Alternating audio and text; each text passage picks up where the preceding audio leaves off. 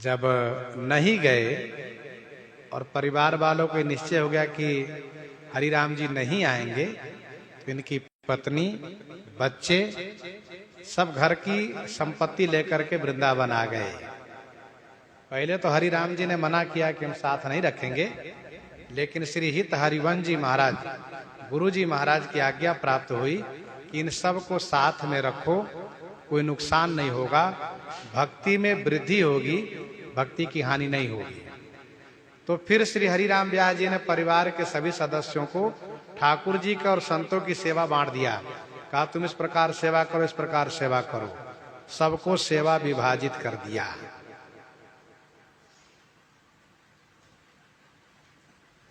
और रहने लगे। श्री हरिराम जी को वृंदावन के प्रति अपार निष्ठा है। सुधारो हरि मेरो परलोक, सुधारो हरि मेरो परलोक। श्री वृंदावन में किन्हो देनो, हरि अपनो निज ओक। सुधारो हरि मेरो परलोक। माता को सो हेत कियो हरि, जानी अपनो तोक। चरण धूरी मेरे सिर में ली, और सबनी दैरो ओक। ते नर राक्षस कुकर गदहा, ऊंट वृषभ गज बोक। व्यास जो वृंदावन तजी भटकत, तासिर पनही ठोक। सुधारो हरि मेरो परलोक, सुधारो हरि मेरो परलोक। भगवान श्री ठाकुर जी से इतनी आत्मीयता होनी चाहिए, इतना अपनपो होना चाहिए कि अपने मन की बात उनसे हम कहें और ऐसा महसूस हो कि वे मेरी बात को सुन रहे हैं। श्री हरिराम व्यास जी महाराज संतों की इच्छा को देखते हुए, संतों ने कहा 7 प्रसाद पाइए आप। तो बैठ गए प्रसाद पाने के लिए संतों के साथ। संत सुख दैन बैठे, संग ही प्रसाद लैन। परोसति तिया सब, भांति न प्रवीण है। संतों को सुख देने के लिए, संतों के साथ प्रसाद पाने के लिए बैठे। देखो, संतों के साथ प्रसाद पाने का आनंद ही अलग है। अब जिनको ये लगता है कि नहीं हम बड़े हैं तो हम अलग पाएंगे, तो फिर उनके लिए वह आनंद प्राप्त नहीं होता है और वे संतों से दूर हो जाते हैं। इसीलिए संतों के साथ रहने के लिए, संतों के साथ प्रसाद पाना। बहुत ऐसे संत महापुरुष संतों के साथ पाएंगे अथवा संतों को पवा करके फिर वहां प्रसाद पाएंगे। संतों को पवाने के बाद तो इनकी धर्म पत्नी जी पारस कर रही थी, परोस रही थी। परोसति तिया सब भांति न प्रवीण है, सब प्रकार से प्रवीण माने होशियार है। परोस रही थी और वह दूध बांटने लगी, दूध देने लगी। दूध बरताई ले मलाई छिटकाई, निज खीजी उठे जानी मती जानी पति पोसती नबीन है, दूध बरताई लई मलाई छटकाई निज। अब चेला है परोस रहे तो सोचते गुरु जी को थोड़ा बढ़िया और दे दें। अब पत्नी है तो वह दूध परोस रही थी तो संतों को दूध देती गई और पति के पास मलाई को गिरा दी। दूध बरताई लाई मलाई छटकाई, मलाई गिरा दी। बस नाराज हो गए हरिराम व्यास जी, नाराज हो गए। बताओ तुमने मलाई मेरे ही कटोरे में, मेरे ही थाल में क्यों गिराया? किसी और संत के में क्यों नहीं गिराया? यह जान करके मेरे पति इस भाव से मेरी थाली में मलाई तुमने गिरा दी। निज खीजी उठे जानी पति पोसती नबीन है। तुम मेरे प्रति पति भाव रखती हो और संतों के प्रति भगवान भाव नहीं रखती हो। तुमको आज से सेवा बंद, सेवा नहीं करोगे, चलो किनारे जाओ। हटा दिया, सेवा से वंचित कर दिया। और श्री हरिराम व्यास जी पद गाने लगे। ज्योति हो ये न हरि की दासी, ज्योति हो ये न हरि की दासी, कीजे कहा रूप गुण सुंदर, नाही न श्याम उपासी। जो सोदासी गनि का समझानो, सोदासी गनि का समझानो, दुष्ट राणमस वासी। निस दिन अपनो अंजन मंजन, करत विषय की राशि। ज्योति हो न हरि को दासी, परमारथ सुपने नहीं जानत, परमारथ सुपने नहीं जानत, अंत बंधी जम फांसी। जिमि घर साध ताके संग रंग पति जई हैं, ताके संग रंग पति जई हैं, ताते भले उदासी। साकत नारी जू घर में राखई, निश्चय नरक निवासी। जिहि घर साधु न आवत कबहूँ, गुरु गोविंद मिलासी। हरि को नाम लेत नहीं कबहूँ, याही ते सब नासी, याही ते सब नासी। व्यास दास सोई पै कीजे, मिटे जगत की हांसी। पद गा करके और बहुत फटकार लगाया, पत्नी को परित्याग किया, कहा तुम सेवा नहीं करोगी, किनारे रहो तुम। सेवा सो छुटाए दई, अतियन मनी भई। सेवा सो छुटाए दई, अति अनमनी भई। अब चूंकि उनको संतों के प्रति भी भाव है, ऐसा नहीं है कि नहीं है, तो गलती हो गई, लेकिन पति ने परित्याग कर दिया, सेवा से वंचित कर दिया। सेवा से छुटाई दई, अति अनमनी भई। अति अनमनी भई माने बहुत उदास हो गई, बहुत दुखी हो गई,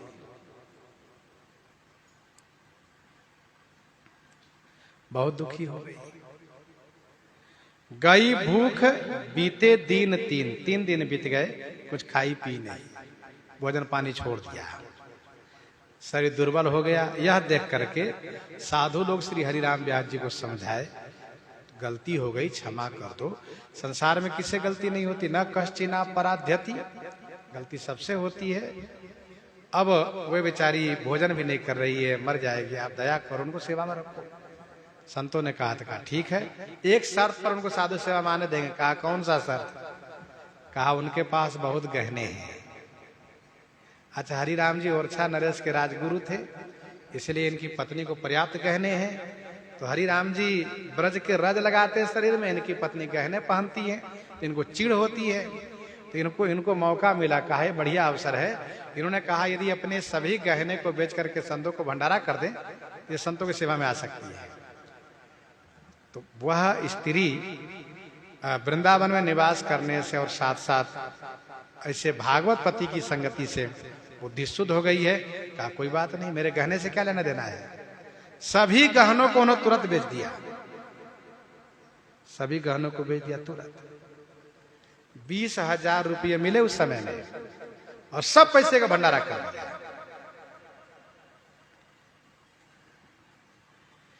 सब समझावे तब दंड को मनावे, सभी संतों ने समझाया तब दंड को मनावे, तब उन्होंने दंड निर्धारित किया। अंगयाभरण बेच साधु जइए यूं अधीन है। अंग के आभरण माने आभूषण को बेचकर साधु खिला दे तब सेवा कर सकती है। उन्होंने स्वीकार कर लिया, 20,000 के गहने बेच करके साधु को खिला दिया। सेवा में नियुक्त हो गई, सेवा में रह गई। अब हरि राम व्यास जी अपनी पत्नी पर बहुत खुश हो गए। अब इतने खुश हो गए कि उनके लिए एक पद प्रस्तुत किए, एक पद गाए। क्या गाए? बिनती सुनिए वैष्णव दासी, बिनती सुनिए वैष्णव दासी। तुम वैष्णवों की दासी हो, मेरी विनती सुनो। बिनती सुनिए वैष्णव दासी, जा शरीर में बसत निरंतर, नरक व्याधि पित खांसी। ताहि भलाए हरि ही दृढ़ गहियो, हसत संग सुखवासी। विनती सुनिए वैष्णव दासी। और कहा बढ़े सुहाग ताहि मन दीने, बढ़े सुहाग ताहि मन दीने, और बराक विशासी। ताहि छाड़ी हित करई और सो, गरे परई जम फांसी। दीपक हाथ परई कुआं में, दीपक हाथ परई कुआं में, जगत करई सब हासी। बिनती सुनिए वैष्णव दासी, सर्वोपरि राधापति सोरति, सर्वोपरि राधापति सोरति, करत अनन्य विलासी। तिनके पद रज शरण व्यास को, गति वृंदावन वासी, गति वृंदावन वासी। इस प्रकार से बड़ी प्रशंसा किए, बड़ी तारीफ किए पत्नी की, और वो भी भक्ति रंग में रंग गई। एक संत जी थे जिनका नाम था श्री गोपाल दास जी महाराज। वृंदावन में रहते थे। अवस्था अधिक हो गई थी, इसलिए दिखाई कम देता था, नेत्र से कम दिखाई देता था। तो उस तक कोई और बांसते थे और आप उसको अर्थ भावार्थ करके कथा सुनाते थे। कथा सुनाने में श्री गोपाल दास जी की बड़ी प्रसिद्धि हो गई थी और बड़े भाव से कथा सुनाते थे। श्रोता लोग इन्हीं के मुख से सुनना चाहते थे, भले ही ना देख पावे तो और कोई पद सुना दें, आप उसको अर्थ भावार्थ करके सुनाते थे। उन्हीं दिनों की बात है, जिस मंदिर में आप कथा सुनाते थे, लाला बाबू के मंदिर में, तो वहां के मैनेजर थे श्री हंस राय, जो लखनऊ के निवासी थे। पत्नी के सहित आए थे वृंदावन में, मंदिर के मैनेजर भी थे वे। तो उनकी पत्नी ने सुना कि श्री गोपाल दास जी महाराज बहुत सुंदर कथा सुनाते हैं, तो वे कथा सुनने आने लगी। हंस राय की पत्नी, चूंकि वह लखनऊ के रहने वाली थी, और लखनऊ जो है ये शौकीनों का शहर है। लखनऊ में जो रहते हैं वे शौकीन हो भी जाते हैं और जो शौकीन हो वही लोग निवास भी करते हैं। तो वैसे ये बात भी प्रसिद्ध है कि लखनऊ शौकीनों की शहर है। शौकीन लोग वहां रहते हैं, साज बाज और साज श्रृंगार में सब आगे रहते हैं, बढ़िया सज धज के रहते हैं। तो हंसराय की पत्नी बढ़िया सज धज करके आभूषण पहन करके कथा में आने लगी। लेकिन वो कथा में तब आती है कब, जब कथा शुरू हो जाती है तब। और फिर जब वो आती हैं तो उनकी नूपुर, उनके कंगन और उनके कंगन किंकिन सबसे आवाज होती है। अब वो झमझम करके आती है तो श्रोता का ध्यान उधर चला जाता है, गोपाल दास जी का भी ध्यान भंग हो जाता है। तो 2-4 दिन इसे चलता रहा। तो श्री गोपाल दास जी ने पूछा कि ये कौन महिला है जो कथा में बाद में आती है और सज धज के आती हैं, इस प्रकार से अपने आभूषण दिखाने आती हैं, सबका ध्यान बढ़ जाता है। तो पहले आके बैठे और बाद में आए तो कम से कम ये अपनी पैजनिया ना बजावे, आभूषण पहन के तरह से ना दिखाने के लिए हमें। तो उसने कहा कि महाराज ये हैं यहाँ के मैनेजर श्री हंसराज जी की धर्मपत्नी जी, और वही आती है। अब तो गोपाल दास जी को खटक गया, और खटक गया तो कथा के प्रसंग में, देखो कथा सुना रहे हैं, अब उस कथा के प्रसंग में घुमा घुमा करके उसी की बुराई करना शुरू कर दिया। तो एक महिला ने कहा, बाबा क्या बात है, आज कथा सुना रहे हो, गाली दे रहे हो? तो घुमा घुमा कर उसी की आलोचना करे। ये आभूषण पहन के आ रही हो, तुम नरक में जाओगे, फलान ढेकाने सब कहते गए। तो उसके ऊपर बाबा जी के वक्तव्य का प्रभाव पड़ गया, गोपाल दास जी के कथा का प्रभाव पड़ गया। उन्होंने फटकार लगाई, सीधे नाम तो नहीं लिया, लेकिन भाई अब वक्ता है और वक्ता का मन जिस पर घूम गया तो स्वाभाविक है कि उसके बारे में तो कुछ कहे बिना रहेंगे नहीं। जैसे आप लोग भी समझ जाते, कभी कभी मोबाइल चिढ़ जाते इसलिए मोबाइल की बुराई कर देते हैं हम भी। अब होता क्या है कि हमारे गुरुजी महाराज कथा में घड़ी पहन के नहीं बैठने देते थे। जब हम लोग रामायण पढ़ते थे छावनी में, तो हमारे गुरुजी का आदेश था कोई घड़ी पहन के नहीं आएगा, घड़ी नहीं रखेगा पास में। क्यों? कहा कथा कहेंगे हम अपनी मस्ती में, सुनो अपनी मस्ती में, समय नहीं देखना है, हम अपने हिसाब से बंद करेंगे, अपने हिसाब से समय कथा करेंगे। तो कोई घड़ी पहन के नहीं बैठता था। अब यहाँ पर देखा कि लोग मोबाइल लेकर आवे, तो कोई झोले में छिपा के रखते हैं, कोई उसी बीच में मोबाइल भी चला लेते हैं। तो ये बहुत बुरा लगता है। और कई बार मैंने कहा भी कि भाई पहली बात तो मोबाइल लेकर आइए नहीं, लेकिन अब बनता नहीं है मोबाइल बिना मोबाइल के, तो लाइए तो साइलेंट रखिए। और दूसरी बात यह है कि इसको झोली में रखिए, बाहर मत रखिए, कम से कम ध्यानपूर्वक कथा तो सुने। लेकिन कभी कभी मोबाइल से चिढ़ हो जाती तो हम भी कुछ ना कुछ बोल देते हैं। अब आप लोग समझने वाले समझ जाते हो कि बाबा जी को मोबाइल से चिढ़ है, इसलिए मोबाइल पर बोल रहे हैं। तो स्वाभाविक है, गोपाल दास जी महाराज ने आभूषण की बड़ी आलोचना कर दी, उसका प्रभाव पड़ गया। बाबा थे बड़े प्रभावशाली, वृद्ध हो गए थे कथा कहते कहते। उसने, हंसराय की पत्नी ने निर्णय यह किया कि मुझे भी भक्त बन जाना है और ये सब आभूषण को हटा देना है। तो उसने क्या किया कि महाराज से कहा, महाराज मुझे दीक्षा दीजिए, मैं भजन करूंगी और जहां कहीं सभी आभूषणों को संतों की सेवा में लगा दूंगा। गोपाल दास जी बड़े खुश हो गए, कहा सबको बेच करके संतों को भंडारा करो। और फिर उनको दीक्षा दिया और कहा तुम गोवर्धन में रह करके भगवान को भजो, भगवान की कृपा प्राप्त हो। तो उन्होंने ऐसा ही किया। फिर पत्नी ने दीक्षा ली तो उनका प्रभाव पड़ा हंसराय पर। उन्होंने उनसे कहा कि देखिए आप मेरे पति तभी हो सकते हो जब आप भी भजन करो और भगवान के भक्त बनो, गुरु से दीक्षा लो। तो उन्होंने भी दीक्षा ले ली। तो श्री गोपाल दास जी ने उस हंसराय की पत्नी को रखा गोपाली बाई और इनको नाम रखा हंसदास। दोनों से कहा गोवर्धन में वास करो और भजन करो। श्री गोपाल दास जी के आशीर्वाद से, उनकी कृपा से दोनों बड़े उच्च कोटि के भक्त बन गए। इन दोनों पर भगवान की बड़ी कृपा हुई, भगवान दर्शन दिए इन दोनों को, ऐसा इतिहास कहता है। तो कहने का भाव ये है कि इस प्रकार से संत महापुरुष जिन पर कृपा करते हैं उनके ऊपर भगवान की कृपा हो ही जाती है। इन्हीं के साथ आज सीताराम सीताराम सीता राम सीता राम।